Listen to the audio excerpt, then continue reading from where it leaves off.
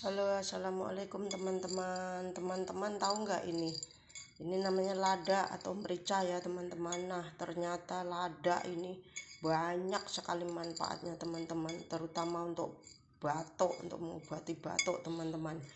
Ini kalau teman-teman batuk nggak sembuh-sembuh, ini bisa jadi solusi teman-teman. Ini teman-teman ya, ambil 3-5 butir ya, dicuci bersih, lalu dikunyah teman-teman. Langsung dikunyah sampai halus, terus ditelan teman-teman. Insya Allah teman-teman 3 kali makan ini tapi setiap hari ya teman-teman, setiap hari 1 kali ngunyah, 1 kali makan. Nih 3-5 butir aja sehari, berarti sehari itu 5 butir, 3 kali minum.